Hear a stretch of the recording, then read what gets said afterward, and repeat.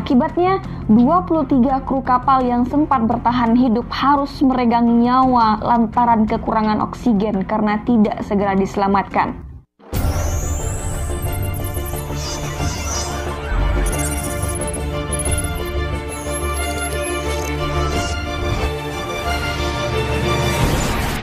Hai, Assalamualaikum warahmatullahi wabarakatuh. Balik lagi bersama aku Riana. Dan di video kali ini aku akan bercerita tentang kecelakaan kapal selam yang paling parah yang pernah terjadi di dunia. Sebelumnya aku pengen ngucapin turut berduka cita atas meninggalnya seluruh awak kapal Nanggala 402 yang kecelakaan beberapa waktu lalu, dan semoga seluruh korban diterima di sisi Allah Subhanahu wa taala dan keluarga yang ditinggalkan diberikan ketabahan. Amin amin ya rabbal alamin. Dan tak bosan-bosannya aku ucapin kepada teman-teman semua buat yang baru bergabung di channel ini ataupun juga yang gak sengaja ngeklik channel ini, ngeklik video ini, jangan lupa tekan tombol subscribe juga dan bunyikan notifikasinya sebagai bentuk dukungan kalian kepada channel aku. Baik, inilah kecelakaan kapal selam di dunia paling parah dan mengerikan yang pernah terjadi.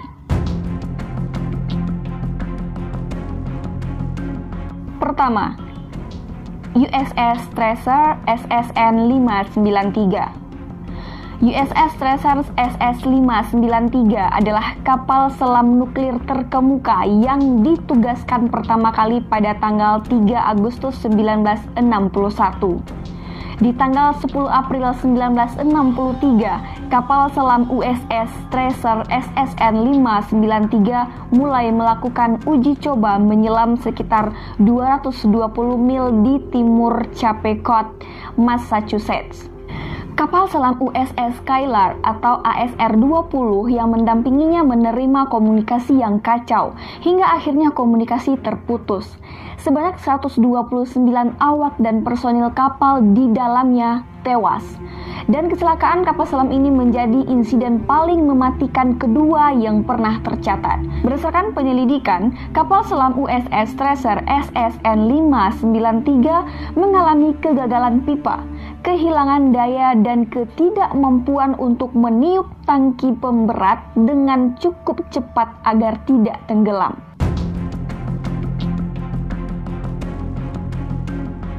Yang kedua, USS Scorpion SSN 589.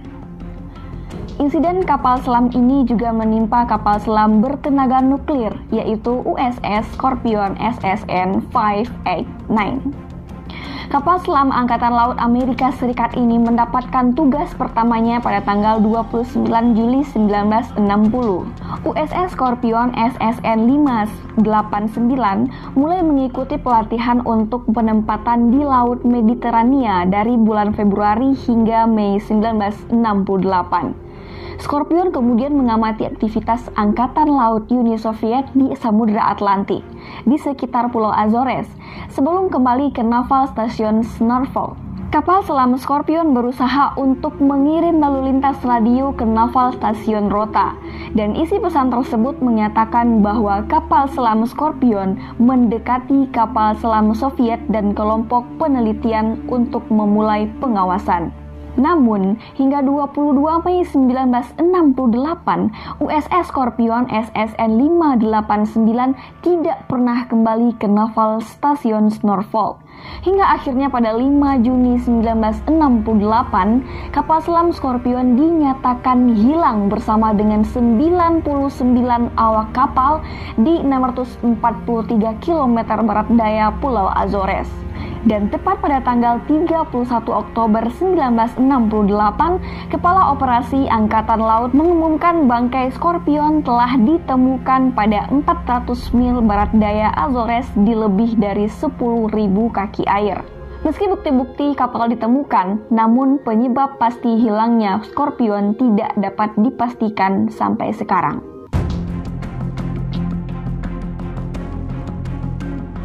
Yang ketiga, ada K8 atau K8.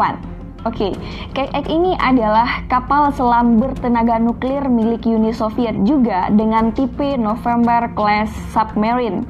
Di tanggal 13 Oktober 1960, kapal selam ini mengalami kebocoran tabung pembangkit uap saat beroperasi di Laut Barents yang menyebabkan hilangnya alat pendingin. Selang 10 tahun kemudian, KX kembali mengalami insiden.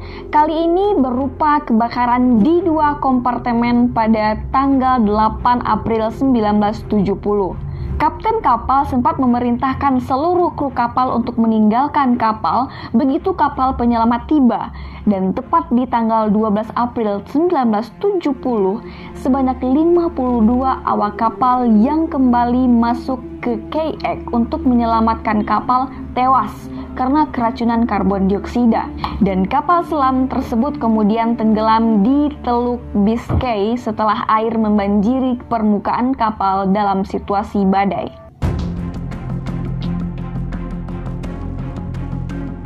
Yang keempat ada K278 Komsomolets.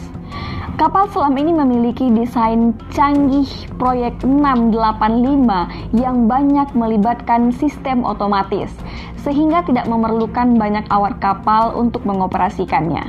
Nah, jadi pada tanggal 7 April 1989, saat berada di sekitar Pulau Bir, Norwegia, terjadi kebakaran hebat kompartemen teknik karena konsleting listrik. Meski pintu kedap air ditutup, api yang dihasilkan menyebar melalui penetrasi kabel sekat dan reaktor mengalami kerusakan dan tenaga penggeraknya hilang, sehingga kendali kapal selam terancam.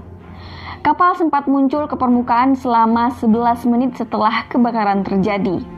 Pukul 3:15, kapal tenggelam bersama dengan beberapa awak kapal serta komandan yang masih terjebak di dalam kapal. Dari 69 awak, 27 selamat dari insiden tersebut dan sementara 42 sisanya meninggal dunia.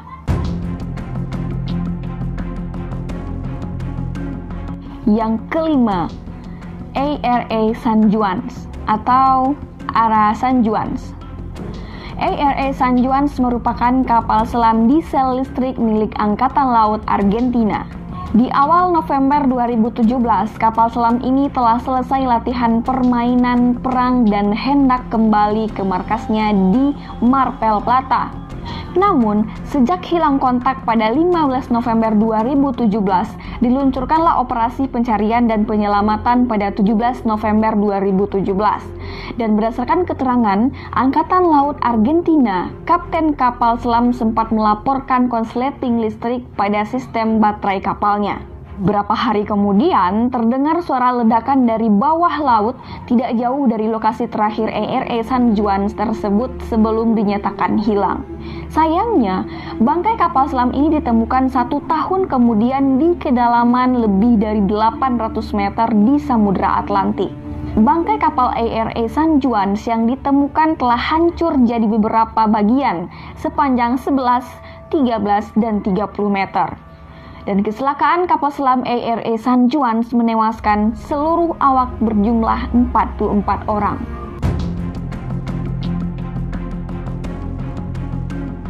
Yang terakhir adalah kapal selam Kursk. Ini bacanya gimana sih? Tulisannya itu KURSK. Itu bacanya kan nggak abjad ya, abjadnya cuma U doang. Kursk SK. Jadi bacanya cuma Kursk, ada kayak kol-kolah gitu, tasdik gitu di belakang. Jadi bacanya Kursk. Baik. Tragedi kapal selam terparah berikutnya dialami oleh kapal selam nuklir milik Rusia bernama Kursk. Kapal selam Kursk yang mengangkut 118 orang itu meninggalkan pelabuhan pada 10 Agustus untuk ikut serta dalam latihan perang dengan militer Rusia. Dan tanggal 12 Agustus tahun 2000, pukul 11:29, Kursk mengalami 2 kali ledakan saat hendak menembakkan torpedo selama latihan. Ledakan tersebut menyebabkan kebocoran dan menyebabkan kapal selam tersebut tenggelam ke dasar laut. Dan sayangnya, pemerintah Rusia menolak bantuan dari pihak luar negeri atau pihak manapun untuk membantu mencari kapal selam tersebut. Akibatnya, 23 kru kapal yang sempat bertahan hidup harus meregang nyawa lantaran kekurangan oksigen karena tidak segera diselamatkan. Di tanggal 19 Agustus, Rusia akhirnya mengirimkan tim penyelam ke dasar laut. Ini jaraknya jauh banget ya. Tanggal 19 Agustus, Rusia baru mengirimkan tim penyelamatnya untuk menyelam ke dasar laut untuk mencari itu kapal. Sementara kecelakaannya itu beberapa hari sebelum tim penyelamat turun. Oke, namun terlambat. Tidak ada satupun nyawa yang masih selamat. Bahkan jenazah awak kapal pun sudah sulit untuk ditemukan. Ya iyalah. Baik, itulah sederetan kecelakaan kapal selam paling parah dan mengerikan yang pernah terjadi di dunia. Menurut kalian, kecelakaan yang mana yang paling parah di antara 6 kapal selam tadi? Menurut aku yang pertama. Dan yang paling menyedihkan itu yang terakhir, yang kurs tadi. Kecelakaan di tanggal 12 Agustus. Kecelakaan di tanggal 12 Agustus, sementara diselamatkan itu dikirimkan tim penyelam ke dasar laut itu di tanggal 19 Agustus. Sedangkan untuk di tanggal 12 Agustus saja udah meletus kan, udah meledak kapalnya, kapal selamnya. Terus dicari di tanggal 19 Agustus. Ya sulit lah untuk ditemui jenazahnya, ya nggak sih? Ya udahlah ya. Semoga kecelakaan kapal selam ini tidak pernah terjadi lagi di dunia manapun. Cukup kemarin yang terakhir di Indonesia, Nanggala 402. Semoga untuk besok-besoknya tidak pernah terjadi lagi. Kalau suka, tekan tombol like-nya dan tinggalkan komentar kalian di bawah. Dan jangan lupa juga tekan tombol subscribe serta notifikasinya sebagai bentuk dukungan kalian pada channel aku. Bye, assalamualaikum warahmatullahi wabarakatuh.